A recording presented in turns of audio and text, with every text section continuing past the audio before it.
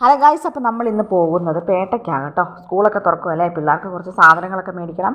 അപ്പോൾ അടിച്ച് പൊളിച്ച് ഞങ്ങളെല്ലാവരും കൂടി ഏകദേശം ഒരു 6 മണിയൊക്കെ ആയി കേട്ടോ. പിറ്റേ ദിവസം സ്കൂൾ തുറക്കുന്നതാണ്.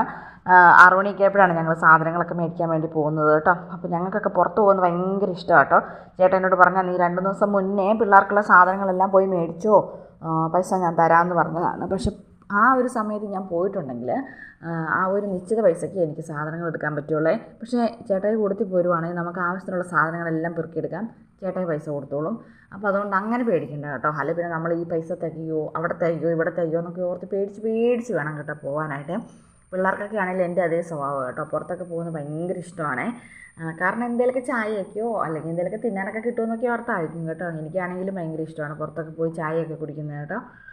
അങ്ങനെ ഞങ്ങളെല്ലാം നല്ല സന്തോഷമായിട്ട് ഹാപ്പിയായിട്ട് അങ്ങോട്ട് പോവാം കേട്ടോ. അപ്പോൾ ഈ വീഡിയോ എടുക്കുന്ന കണ്ടോട്ടോ കുഞ്ചി ഇങ്ങനെ ഓരോരോ കോഷ്ടികൾ കാണിക്കുന്നത്.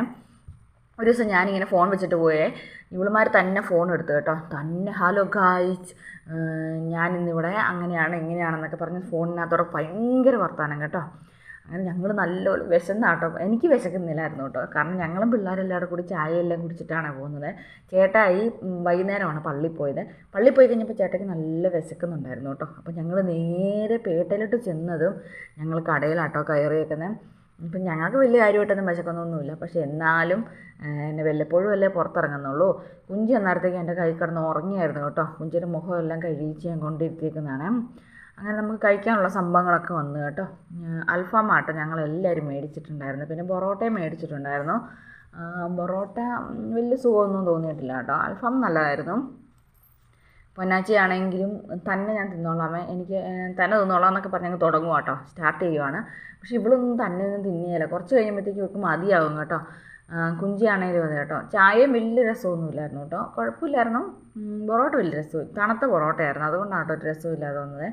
അപ്പോൾ ഞങ്ങൾ നല്ലപോലെ എനിക്ക് മാത്രമില്ല കേട്ടോ. കാരണം എനിക്ക് സെപ്പറേറ്റ് മേടിച്ച പ്രശ്നം എന്ന് വെച്ചാൽ ഞങ്ങൾ 4 അൽഫാം മേടിക്കാമെന്നാണ് ഓർത്ത്. 4 അൽഫാം മേടിച്ചിട്ടുണ്ടെങ്കിൽ ഇവളുമാരൊന്നും തിന്നി തരാം. കുറച്ച് തിന്ന് കഴിയുമ്പോഴത്തേക്ക് ഇവളുമാർക്കത് മതിയാവും. ലാസ്റ്റ് സാധനം അവിടെ വെച്ചിട്ട് പോകും കേട്ടോ. അതുകൊണ്ട് ഞാൻ പറഞ്ഞു എനിക്ക് വേണ്ട, ഇതുണ്ട് ഇവളുമാരെല്ലാം കഴിച്ച് കഴിഞ്ഞു കേട്ടോ. 3 പാത്രം മയോണൈസും ഞാൻ മാത്രമായിട്ടാണ് കഴിച്ചത്. വേറെ ഒരുത്തരും കഴിച്ചിട്ടില്ലേ. പൊന്നാച്ചി ആണെങ്കിലും കുറച്ച് കഴിയുമ്പോഴത്തേക്കും പൊന്നാച്ചിക്ക് മടുക്കും. പൊന്നാച്ചിക്ക് വേണ്ടാന്ന് തോന്നുന്നു കേട്ടോ.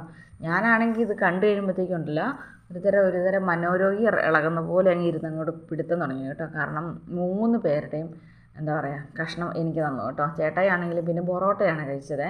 അൽഫാം കഴിച്ച് കഴിഞ്ഞ് പൊറോട്ട കഴിച്ചു. ചേട്ടായും കുറച്ച് നേരം കഴിഞ്ഞപ്പം ചേട്ടയുടെ ഇറച്ചി കുറച്ച് വെച്ചിട്ട് പോയി കേട്ടോ. അപ്പോൾ അങ്ങനെ പൊന്നാച്ചി ഇരുന്ന് ഓരോന്ന് കാണിക്കും കേട്ടോ. പൊന്നാച്ചി പകുതിയേ തിന്നുള്ളൂ. പൊന്നാച്ചിക്ക് പല്ല് വന്നില്ല കേട്ടോ. പൊന്നാച്ചിയുടെ പല്ല് പറിച്ചതാണേ. കുറച്ച് കാലമായി പല്ല് പറിച്ചിട്ട്. പക്ഷേ ഇതുവരെ പല്ല് വന്നിട്ടില്ല. ആശുപത്രി കൊണ്ടുപോയി പറിക്കുക കേട്ടോ ചെയ്തത്. പൊന്നാച്ചിയൊക്കെ ആണെങ്കിലും കാണുന്ന ആവേശം മാത്രമേ ഉള്ളൂ കേട്ടോ. ഇതൊന്നും തിന്നിയല്ല. കുറച്ച് തിന്ന് കഴിയുമ്പോഴത്തേക്ക് ഇതിനൊക്കെ മതിയാവും കേട്ടോ. അതൊക്കെ അതിനകത്തുനിന്ന് കുറേ എനിക്ക് തിരിച്ചെടുത്ത് തന്നു കേട്ടോ. അങ്ങനെ 3 പേരുടെ പാത്രത്തിൽ നിന്നും ഓരോ പീസ് കഷ്ണം എനിക്ക് കിട്ടിയിട്ടുണ്ട് കേട്ടോ. പക്ഷെ അപ്പോഴാട്ടോ എൻ്റെ മനസ്സിലെ മനോരോഗി ഉണർന്നു കേട്ടോ. എന്താ പറയുക, അതിനകത്തുള്ള കഷ്ണം തപ്പാൻ വേണ്ടി ഇങ്ങനെ എന്നിലെ മനോരോഗി ഇങ്ങനെ ഓരോ പീസുകളിൽ നിന്നും തപ്പിക്കൊണ്ടേ ഇരിക്കുക കേട്ടോ. എനിക്ക് ആ പീസ് കഴിക്കുന്നതിനേക്കാളും ഇഷ്ടം എനിക്ക് ആ എല്ലൊക്കെ കടിച്ച് തിന്നാനാണ് കേട്ടോ. അപ്പം ഞാൻ അവിടെ ഇരുന്ന് അതൊക്കെ കടിച്ച് പറിക്കുക. അപ്പം പൊന്നാച്ചി എന്നോട് ചോദിക്കുക അമ്മയ്ക്ക് ഇത്രയും കൊതിയാണോ എന്ന്. ഞാനോർത്ത് ഇത്രയും കാശ് കൊടുത്ത് മേടിച്ച സാധനമല്ല വെറുതെ ഇതിനെ കളയുന്നതെന്ന് ഓർത്ത് ഞാൻ അവിടെ ഇരുന്ന് 3 പാത്രത്തിൽ മയോണൈസ് ഞാൻ തന്നെയാണ് കേട്ടോ തീർത്തത്. പിന്നെ 3 പാത്രവും പിന്നെ അവർ 2 പാത്രം കൊണ്ടുവന്നിട്ടുണ്ടായിരുന്നു. അതുകൂടാതെ തന്നെ 1 പാത്രം എനിക്ക് സെപ്പറേറ്റും തന്നായിരുന്നു കേട്ടോ. അങ്ങനെ ഞാനിതെല്ലാ സംഭവങ്ങളെല്ലാം യുദ്ധം കഴിഞ്ഞ ഫീലിങ്സോട് കൂടി ഞാൻ അടിപൊളിയായിട്ടിരുന്നു അങ്ങനെ നല്ല രീതിക്ക് ഇങ്ങനെ രുചിച്ചിരുന്ന് കഴിച്ചു കേട്ടോ.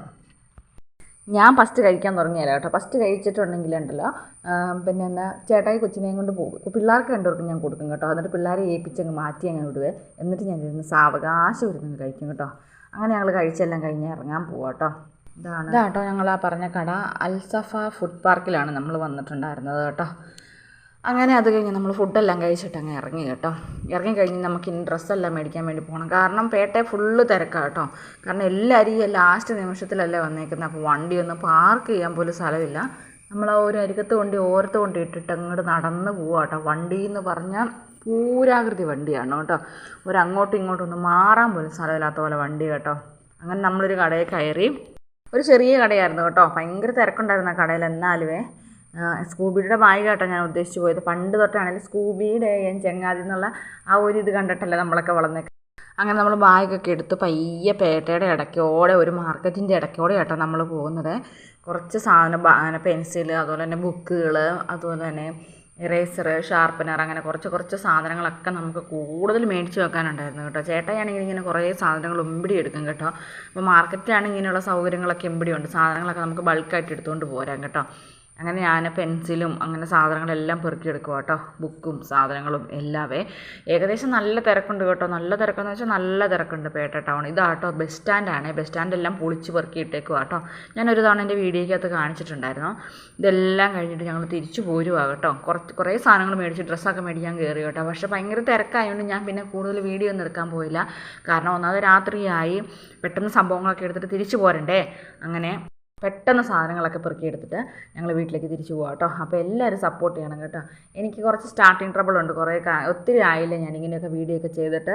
അപ്പോൾ എനിക്ക് എന്തൊക്കെയോ ഒരു എന്താ പറയുക, നിങ്ങളിങ്ങനെ സ്വീകരിക്കുമോ അങ്ങനെയൊക്കെയുള്ള ബുദ്ധിമുട്ടുകളൊക്കെ ഉണ്ട് കേട്ടോ. അപ്പോൾ എല്ലാവരും നമ്മുടെ വീഡിയോ കാണണം, ലൈക്ക് ചെയ്യണം, ഷെയർ ചെയ്യണം, സബ്സ്ക്രൈബ് ചെയ്യണം. പണ്ടത്തെ പോലെ തന്നെ സപ്പോർട്ട് ചെയ്യണം കേട്ടോ. കണ്ടാൽ മാത്രം പോരാ, എല്ലാവരും ലൈക്ക് ചെയ്യണം, ഷെയർ ചെയ്യണം, കമൻറ്റ് ചെയ്യണം, സബ്സ്ക്രൈബ് ചെയ്യണം. അപ്പോൾ എല്ലാവർക്കും tata bye bye, see U.